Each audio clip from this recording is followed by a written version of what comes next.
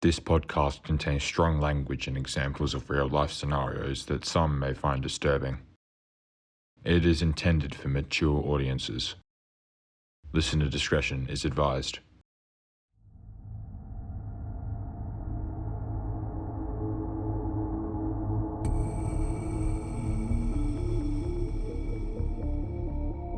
Our guest today is Ryan Wilson, who was a soldier and combat assault dog handler with one of Australia's elite special operations units.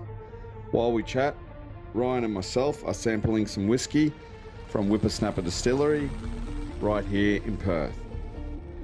Ryan is drinking the Upshot and I am drinking the wheat whiskey.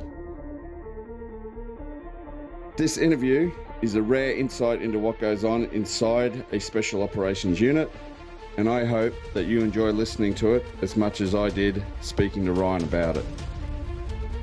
I'm Jace Kelly, and this is the Virtus House Kennel Kast. All right. I probably should have made this apology early on. Like, this is the first podcast I've ever done. Yep. So I do have to apologise to you, yourself and all four of your listeners that, this could be a little rough. Well, hey, this is a first for both of us, I'll be honest. So we'll make it work. Yeah, no, it's good. And I'll be honest, I think it's a cracking story. You've got a cracking story. No, it's good. So your time in the 2IC of the cell, you've transitioned from handler to lead handler to cell. You're not in charge, but you're the boots on the ground. The 2IC position is the boots on the ground. You're running handlers, you're running development, you're running validations in conjunction with your sergeant, of course. Yeah. Let's kind of go there before we transition on. Yeah. Look, I think that 2 years I spent there was one of the most enjoyable parts of my career. I mean, obviously, operations and all that was, being able to do the job for real was great, and it's probably the highlight of my career. But I think I learnt a lot being in that 2IC position in the cell, which is helping me now in, say, managerial experience and leadership type things. So I learn a lot from a lot of really good people, and I learn a lot from people who sort of challenged me as well, and didn't agree with me.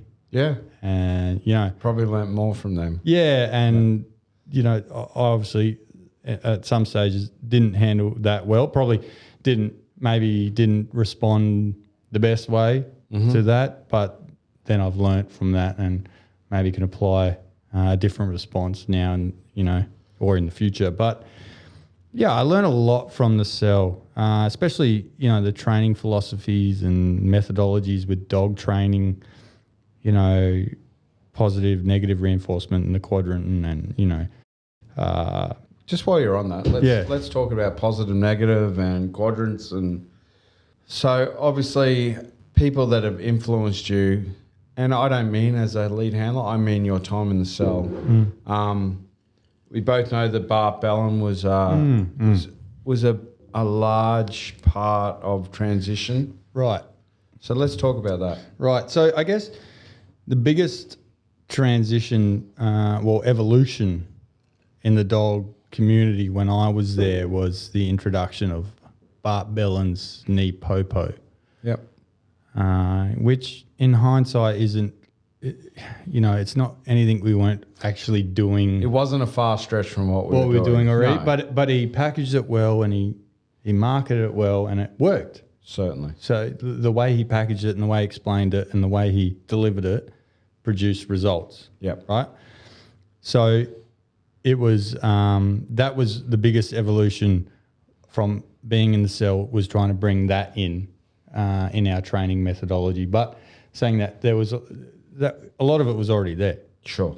It was just called something different, or slightly different. Yeah. Yeah. We might have done it slightly different. Right. Yeah. But Bart had a really good way of explaining it. Yeah. And that was the key. Now Bart Bellin, he's a sports dog background. But he adapted his training and his instruction based around working dogs really well. Yep. From a series of interactions with us or with other military units, he realised that working dogs is probably is a really good way to go. So he did adapt it well, but he knew he was from a sports dog background, and he never hid that. And he never said, "This is what you should do." Not once did he ever say, "This is what you should do." He said, "I'm going to tell you what I do and what works for me and what works in this situation. You take bits and pieces that you see useful and adapt them to your program. Integrate it. Yeah. And that was Bart. Like you guys have been doing the whole way along anyway. Yeah. So, he knew from the start that there's no, again, like we explained, there was no right or wrong. There was no textbook. There's no manual on how to train a dog. So he said from the start, this is what I'm going to tell you, but I'm not telling you this is the way to do it. Yeah. So, and that, for me, I was straight away interested and straight away a lot of respect. And, I was lucky enough to do his silver and gold package, and I learnt so much, and that's the thing about having that open mindset and that, being able to look what else is out there, what's happening, because it's always evolving, developing, and he had some really good ways of doing things, and he developed, new e-collars and all sorts of things. And he's a very interesting character. So I got. You'd have a funny story. Come on, give it to me. No, one funny story, and I think you were there. But obviously, Bart, he's from where the Malinois from, right? So he has this, link with them. But so he's got a bit of a accent.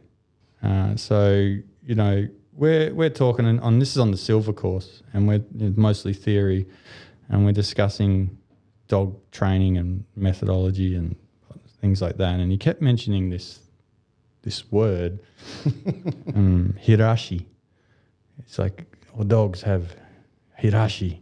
And I thought, is it some kind of Japanese like Zen thing that some samurai and like dogs have this hirashi? And I was intrigued. I was like, what is this hirashi? Like, what is it? And but when you're on these courses, you don't really ask questions, or you don't want to seem dumb. Yeah. So everybody else assumed everyone else knew what hirashi was. Nodding, everyone's just like, hirashi. Yeah. It's a Japanese, dog Zen thing. And so I didn't think much of it, but just didn't know what it was. And then on the gold course, I think it wasn't until the gold course, we're talking about hirashi again. And finally, I was just like, what the fuck is hirashi? Turns out that's the way he pronounces hierarchy. So I was, and so he's explaining a simple concept of that dogs have a hierarchy, but but in his pronunciation, it was hirashi, and none of us knew what it was. We just assumed it was some secret Japanese. We're just nodding. Yeah. And I think we were there too. Like you were there. And just, no doubt. Like, what is this hirashi? How do we get it? What do we do? But no. So interesting guy, and really a master. A master in training. The kind of dog trainer who's like, there's no way to do it. Like, it depends on the dog. Yeah. So on those courses, silver, gold, you get all sorts. Yep. You had all sorts of dogs, right? Civvy, whatever. Like we had all pig sorts of dogs and everything. Pig dogs, whatever. And he's just looking at each dog individually and going, this will work for that dog, or this might work for that dog. Like this, try this. And then another dog come in and might be a working dog, and he'd be like, explain the exact opposite. Yeah. Oh, actually, we need to do the opposite for this dog.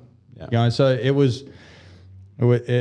just sort of cemented in my mind that, hey, there's no right or wrong. Let's not lock in anything. Yeah, don't lock it in. Let's stay open. Yeah. Okay. So 100% agree, but it's quite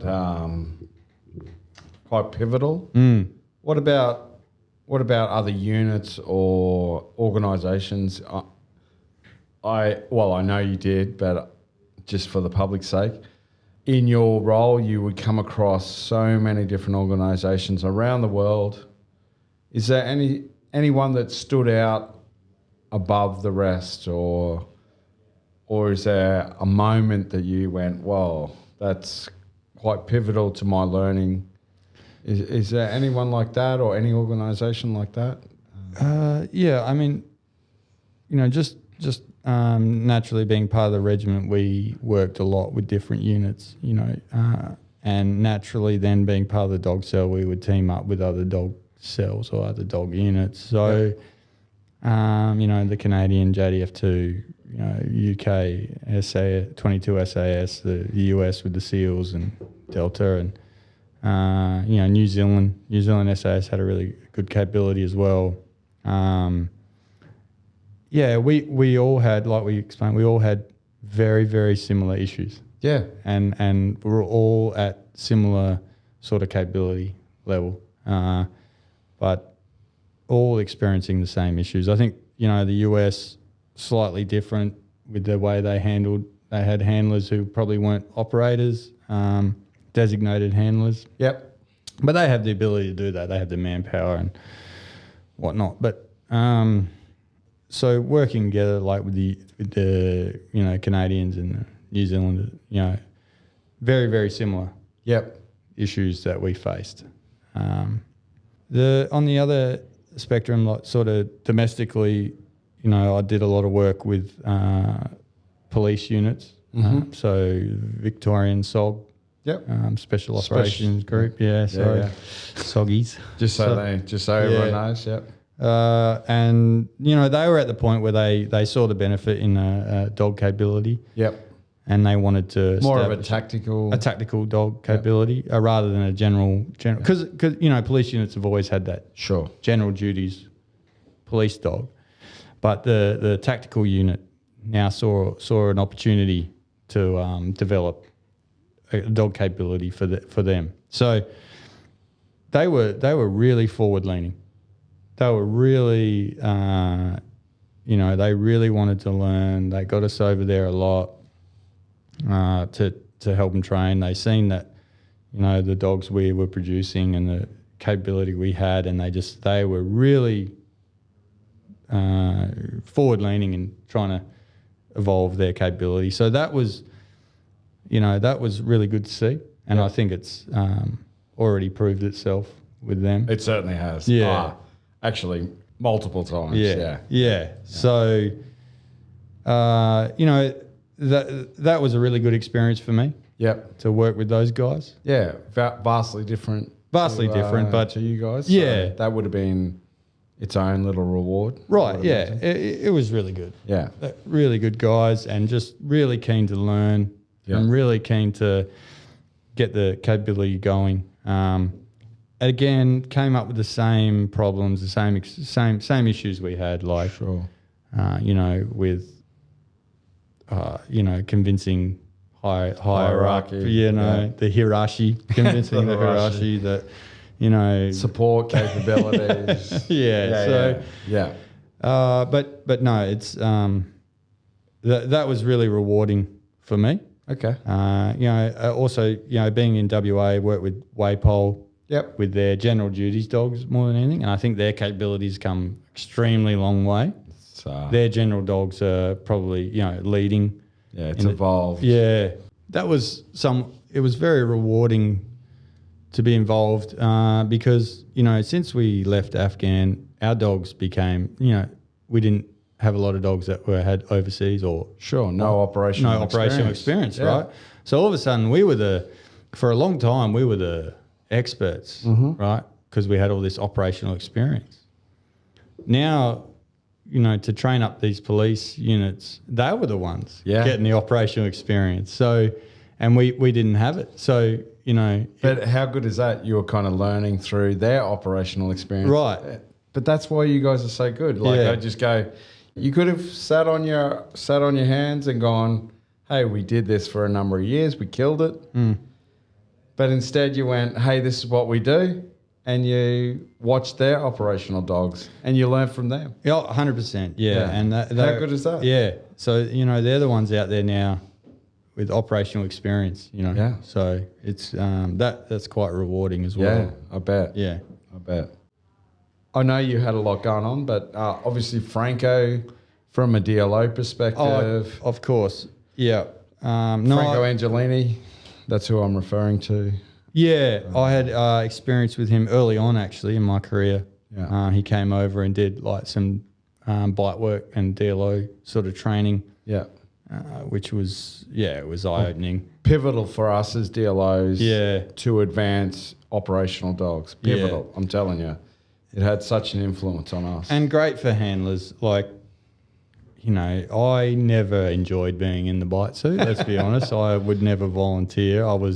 I don't get it. No, I don't know. Like, but and we did put all our handlers through in the bite suit, Yeah, you did once or twice, but one or two sessions. but it was, Calm down, everyone. yeah, no. But it was important to get, as a handler, to get an appreciation of what's going through someone in the bite suit, because then you can. It makes a good decoy and it makes a good handler. And then, so you can communicate with your decoy and you can, adjust the dog or the decoy as you see fit. So, it was important to give handlers exposure to that. I didn't want handlers in bite suits too often. I just wanted them to have that understanding of what it's like to be in a bite suit and how to communicate with what might be going through a decoy's mind and how to communicate it for the benefit of the dog. Yeah. That was important. Yeah. Yeah. All right. So you've done your time as a 2IC. It's getting to the end of that time. You've worked your ass off for 2 years trying to make the capability better and progress it, and you have. And you're bringing in outside dogs from outside vendors, but working closely with them, which is kind of unheard of, really, that SASR would work with vendors to get the best product. Again, groundbreaking for you guys insofar as you spoke to your vendors and saying, this is what we want, instead of the old days where it was, we want this, provide it. Yeah. All right, we'll take a quick break and we'll be back. When the long surf caps off the day in Margs, or the sand on your feet fills your mate's car. When Kwinana Freeway dries your hair and puts you to sleep with humid air. When you draw with sunscreen on your best mate's back and accept your fate a red hard smack. When you tie your bathers in double knot, there can only be one upshot. Upshot whiskey, distilled in WA for the perfect summer day. Your time comes to an end as a 2IC with the dog cell. What happens from there? So I identified my successor, I suppose. Sure. Which can't mention his name. No, he's still in. So But again, and I should probably mention him as someone who's influenced myself as well. Like, of course. He's let's call him Trooper H. Trooper H. Sorry. Let's go with that. A guy that influenced you, which was you identified your successor, which was Trooper H. Yeah. So he was obviously junior than me. Yep. But I could see he had a lot of experience and a lot of knowledge. And, I learned a lot from him as well. So even when, I was a senior handler and he was a junior handler, or when I was in cell and he was a senior handler. Sure. I tried to... Third herd handler? Yeah, again, another 3 squadron Mafia? Guy. Yeah. I tried to replicate like what, Matt had been to me and what Dave had been to me, and then tried to, and to be that with, Trooper H. And he just had this uncanny ability to read dogs and stay calm and be real mechanical, not emotional, and just had a real knack for it. Yep. So yeah, it was a no-brainer to get him as a replacement, and he has done wonders for the capability since he's been there. Yep. So yeah, that was sort of my progression. I identified him. We did a month-long handover, Sure. which involved touring eastern states, I think. And I showed him how validations run. And I got him down, to help me run one of the validations. And we're really good mates, and that helps. Of course. And he's done wonders for the cell, and everyone applies something quite a little bit different.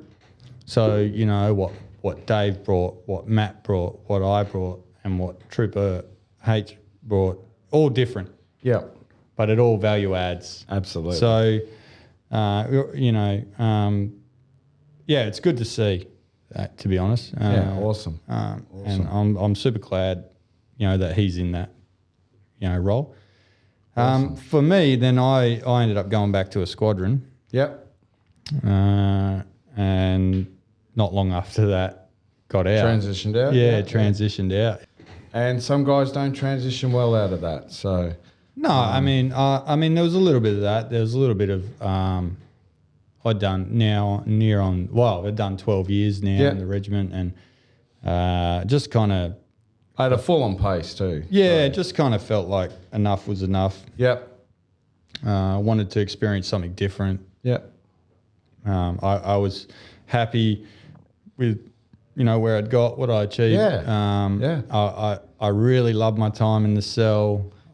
Yeah, that's what everyone, and my predecessors, everyone did. It's just part of being that's part of being dog cell, a member of the regiment, and member of being the dog cell. Yeah. You just take it that little bit further. So yeah, no, it was good. It was good. I super fond memories, and to be honest, most of my really good mates, a lot of them come from the dog community. Yeah. We're very tight, and it's unheard of. A lot of inter squadron type.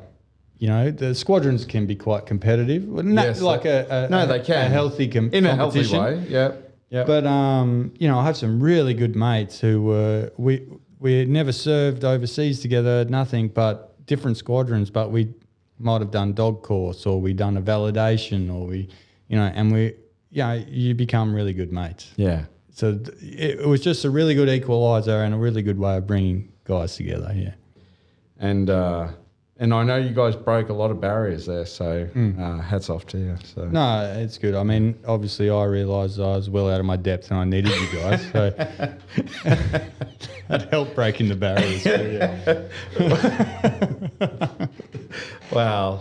Yeah. Need is a great equaliser. There we go. So, but no. We jest and we joke. That's how we are. Yeah, but in all reality is... I consider these guys. I don't consider them operators. I consider them mates. Yeah, for sure, and that's 100% correct. I just want to a few other takeaways from the time in the cell. I know cognizant of time, but we got time, mate. Yeah, all right. We got lots of time. All right. Yeah. The canine training philosophies and methodologies have always stuck with me. To be able to communicate with a dog that can't verbally communicate back with you. I see where this is going. All right, hit me with it. No, I'm just saying, it's always stuck with me as it's a very useful, skill set to have. A tool. Yeah, a tool. Right. The positive and negative reinforcement and rewarding good behaviour, all these things, and recently I've just had. A little baby girl. Congratulations. Oh, thank you. Yeah. So, she's 3.5, 4 months. 4 months? 4 months, about 4 months. So, yep. Yeah. So, she's young. She can't communicate with me verbally, but her brain is like a sponge. Yeah. She's absorbing everything she sees and everything she hears, right? So my mind went straight back to dog training. So I was like, all right, well, that's similar to a dog. Now, I'm no way comparing my child to a dog. I just want to clear that up. But I'm just Let's get that straight. Everyone that wants to put in a complaint right now.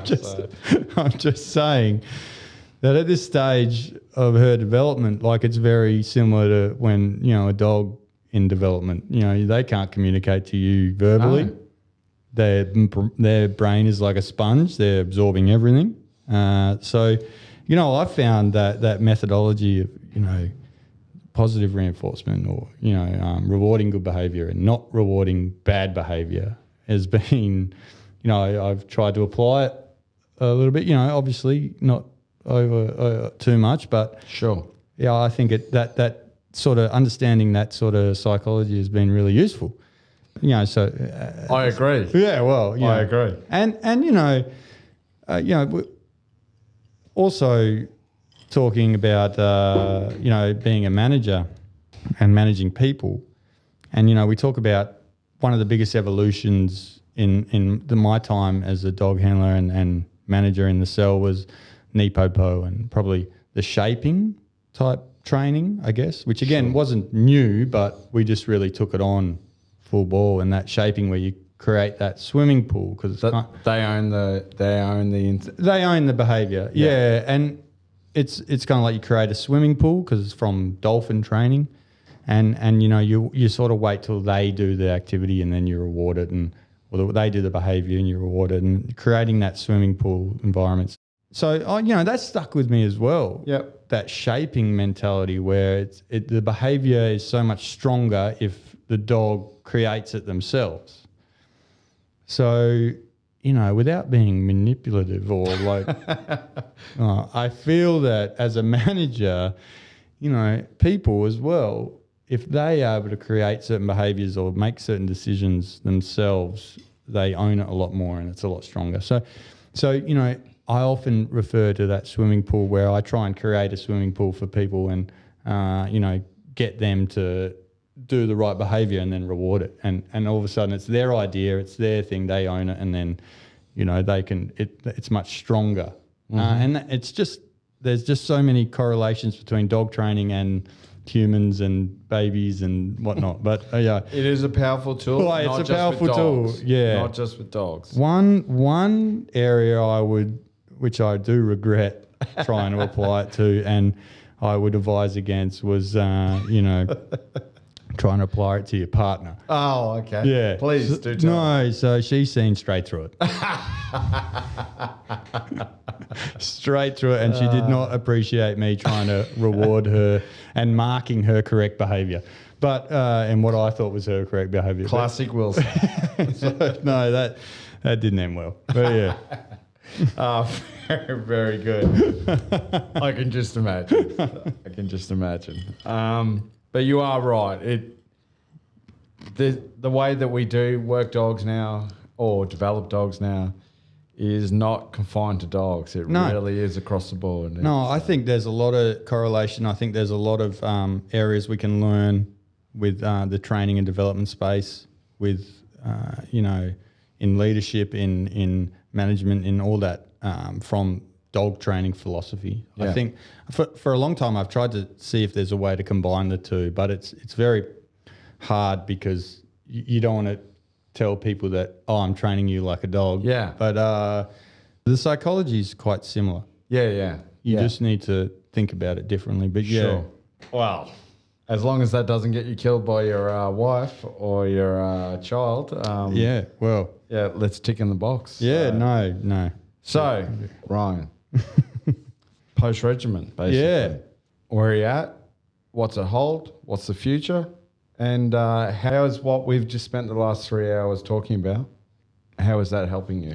For sure. It's made me who I am. Yeah.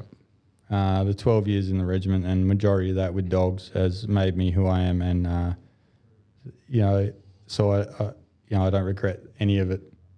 And I'm super appreciative that, the people I've been able to work with and the experience I've been able to have. In terms of post-regiment, I've been lucky enough, to land a job with a certain whiskey distillery. Put it out there, bro. Yeah, Come on, so let's go. yeah, no, so with Whipper Snapper Distillery Yeah. down in East Perth. I know that you're attached to them, but they are doing things for Australian whiskey that no one else has. Exactly, and that's kind of what's drawn me to it, and why I've sort of committed to Whipper Snapper is, the co-founders there, Jimmy and Alistair, are very progressive, very forward-thinking. They're guys that always looking on how to innovate and change the way we see whiskey. And they realised that when they started Whipper Snapper in 2014, that most Australian distilleries were just sort of carbon copies of Scotch. Not taking away, they're very very good. Please don't. Oh no, I'm not love a good Scotch. Yeah. But they wanted to do something different, so they did, and they wanted to create an Australian whiskey that Put their own fingerprint on things. yeah, and just they wanted Australian whiskey to mean something like the term Australian whiskey. So, they started importing virgin American oak barrels. First people to do that. The upshot is, predominantly like a American whiskey, bourbon style. Sure. From corn. Wheat. We got the wheat whiskey, but we use virgin American oak.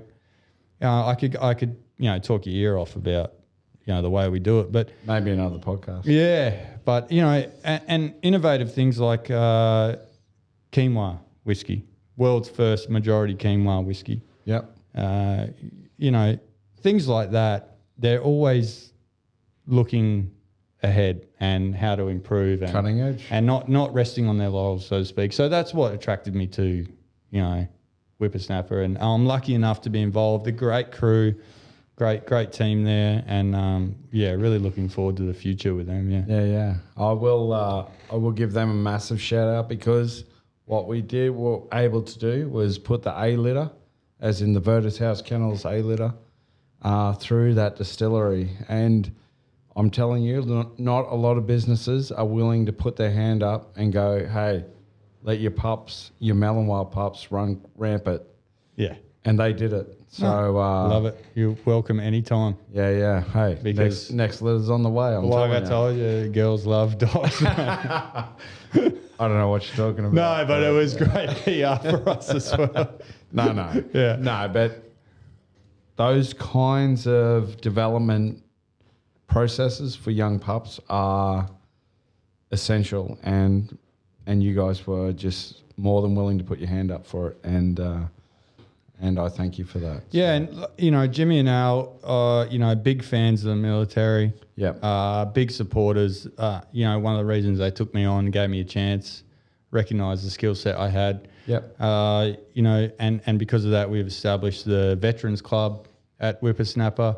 So That's important, eh? well, yeah, offering discounts and that, but that the main thing is we put on special events and exclusive events for the veterans. Where Bring guys together. yeah, and I guess Guys and girls. So. for sure. And the biggest thing for me when I got out was all of a sudden, at one moment you're working with your best mates every day, Yep. and then all of a sudden It's gone. it's gone. You're on your own, and so I just wanted to create a bit of an excuse to get people together.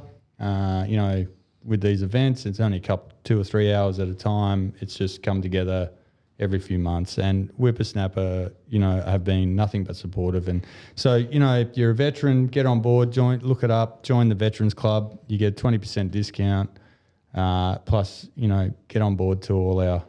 But just events. to get together, like the group events they do, the veteran events, sensational. Like there's just in Perth, there's not a lot of people doing it, and they go out of their way to do this. So back them. Yeah. Yep. Appreciate it. So knowing you the way I do, I know that you don't just have Whipper Snapper on board. What else are you doing? Yeah, so also volunteering with RSLWA on the fundraising committee with them. So just really want to highlight, in WA RSL it's a tough gig. Yeah. Because we're not like over east, but we have an amazing building down at Anzac House in St George's Terrace. Underutilised. Underutilised, 100%, because a lot of people don't realise it's there. They don't realise the services it offers. So, you know, I'm keen to get on board and try and help encourage people of my generation and, you know, to join up RSL, or not even just join up, but just come down to Anzac House at some of the events. Yep. You know, we're planning a big ball next year, 2022. We're going to do a big RSL and Legacy combined ball, which hopefully will be, you know, every year, and that'll be like a big event. So, yeah, you know, look out for that. Yep. I just think I think you are the kind of person RSL needs, and you're the for way sure. to do that. No, I mean, yeah, for sure. And there's a lot of reasons to, you know, come down and take advantage of the services and you know, the building is amazing. Yeah, It's absolutely amazing. So absolutely. you Become part of another brotherhood. that's right.